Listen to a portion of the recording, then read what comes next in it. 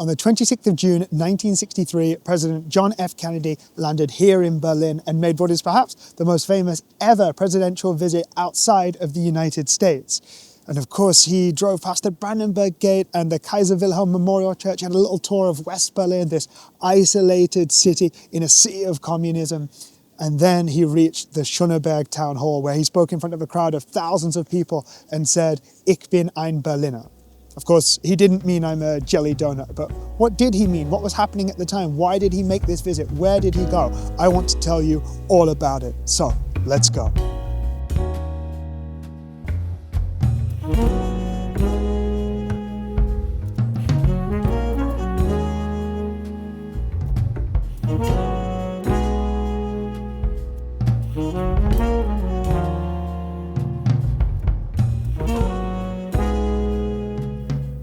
Ich bin ein Berliner. Let's give a little bit of context to this. Let's look at what happened in the couple of years before Kennedy made the visit to Berlin. Now, he won the 1960 election in the US as a young, dynamic, attractive new politician for a new age, but he was going to face a lot of big problems.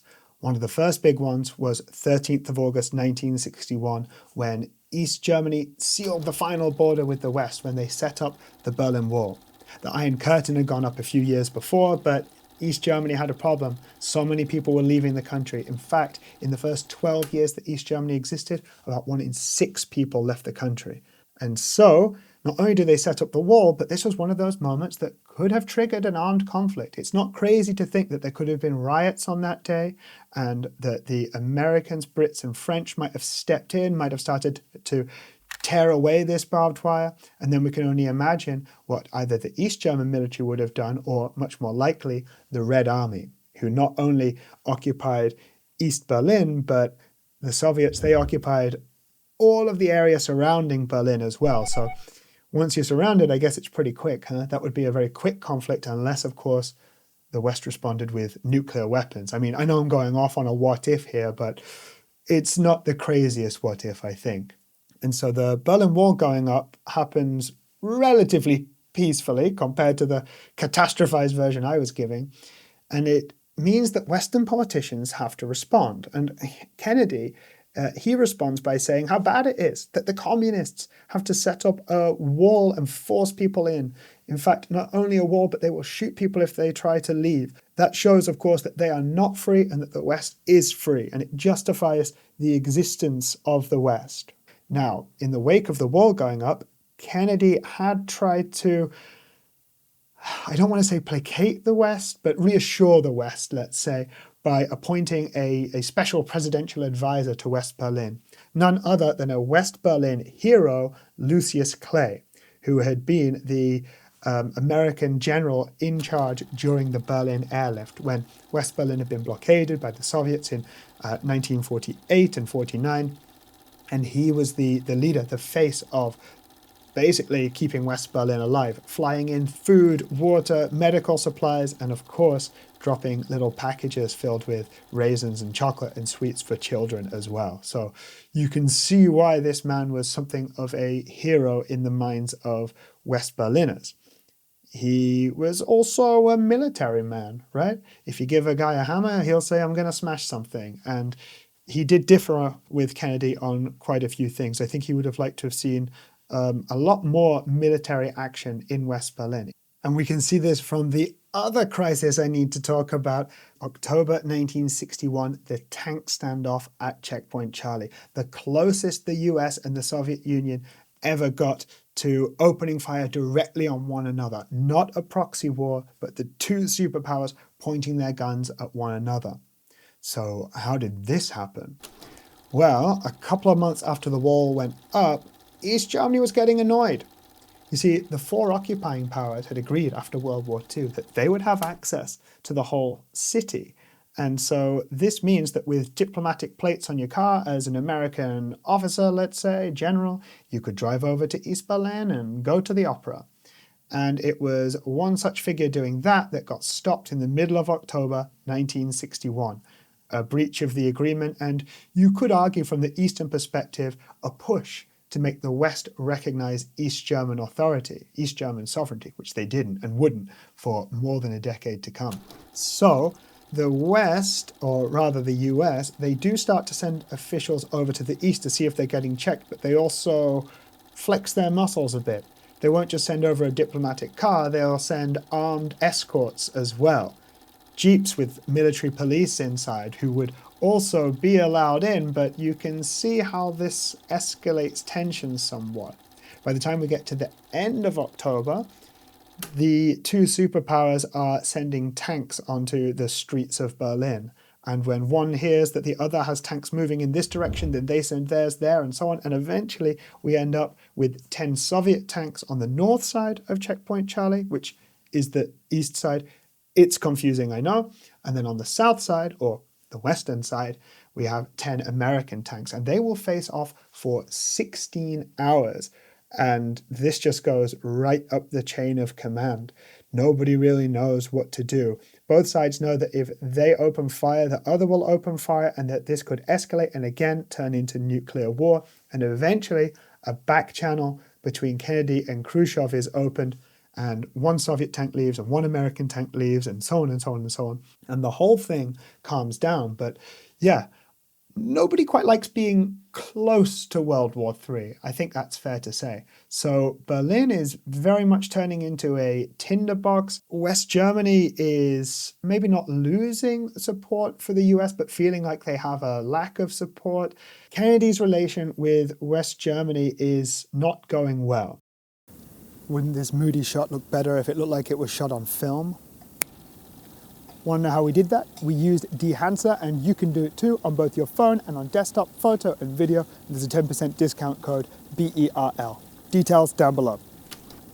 The other big problem that Kennedy faces is the Cuban Missile Crisis in 1962, when the Soviet Union placed nuclear weapons just off the coast of the US, as it were, on the island of Cuba, within striking distance of major US cities. Now, Kennedy will eventually talk the West down from an armed conflict stopping the missiles coming in. He'll set up not a blockade, what he calls a quarantine instead.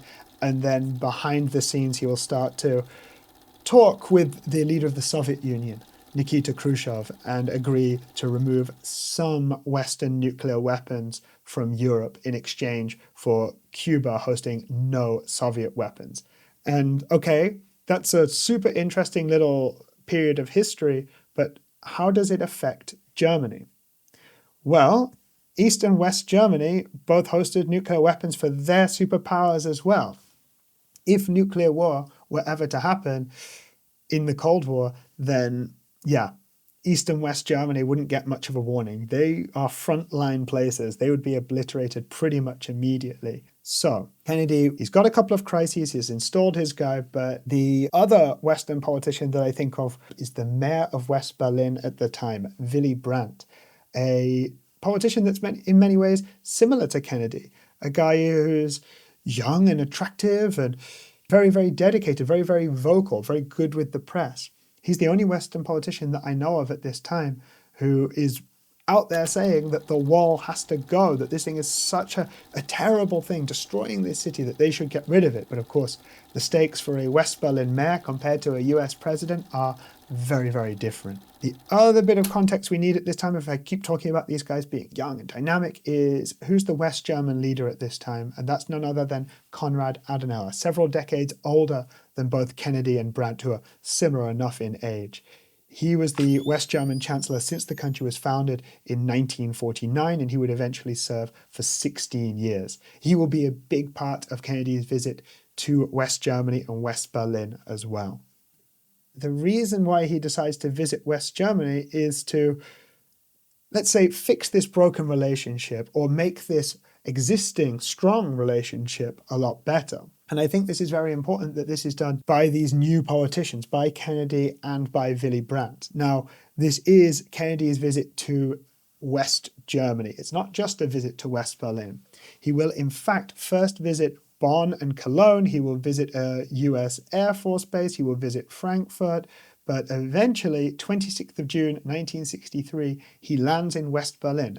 And you know what? I probably shouldn't tell you this because as a tour guide, I should have known this, but I just assumed he landed at Tempelhof because Well, that was the American airport in West Berlin, but he actually landed at Tegel in the north on a runway that had been built for the Berlin airlift in the 1940s, which means he got a French welcome to West Berlin. And then, of course, his, well, what would turn out to be rather tragic, open-top Lincoln Continental would be rolled out and would drive through the streets of West Berlin.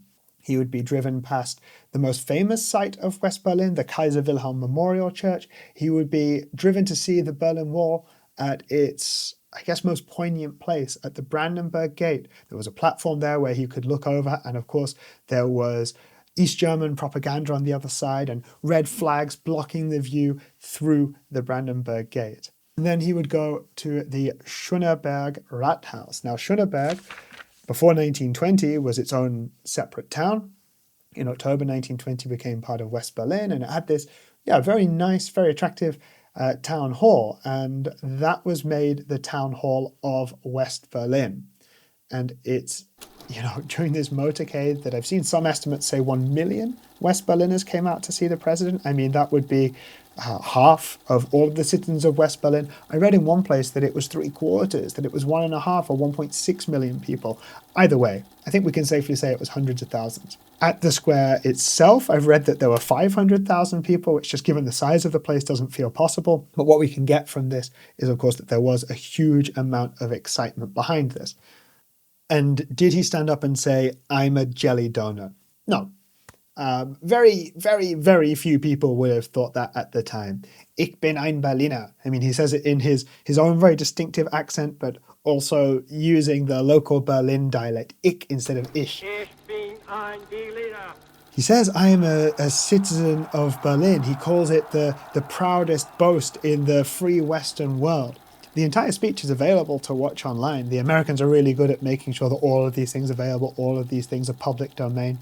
The point of the speech is basically to say, I've got you, I've got your back. The leader of the free world, as the West saw it, is visiting West Berlin. It is a moment of reassurance. You have to imagine, from a Western perspective, we look at West Berlin, and I think simplistically a lot of people say, oh yeah, the good one. Because, I'm sure life under the Stasi wasn't fun for a lot of people.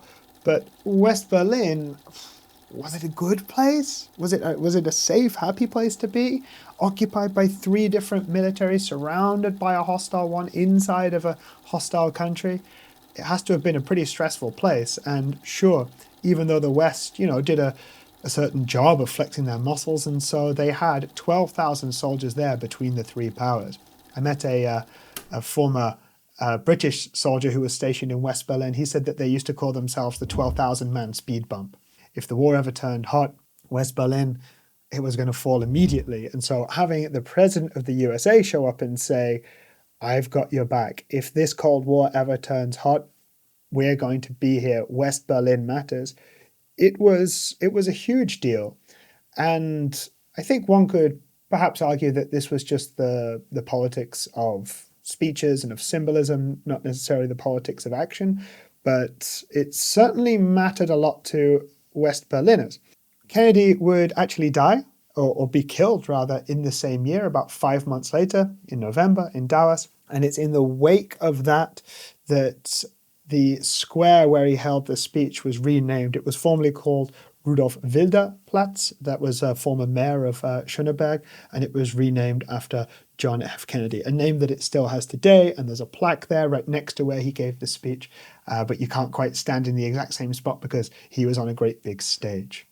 So hopefully all of that makes sense. You've seen the context behind it. Apparently it's a journalist who years later says, actually it could mean I'm a donut, but they call them Pfannkuchen, pancakes in Berlin. I don't know why, but I don't think anybody would have realistically thought on the day that he meant I'm a donut. But it's quite fun to think about. Okay, thanks for watching and learning all about this one. If you want to support the show so we can keep making these, then there's a few things you can do. First, subscribe if you're not subscribed. Leave a comment if you liked it or if you think that there's something that we missed or that you'd like to discuss further. And if you would really like to make sure that we can make even more of these, then go sign up for Patreon and you can give a monthly donation to make sure that we can bring Berlin history to you regularly and in high quality. All right, see you next time.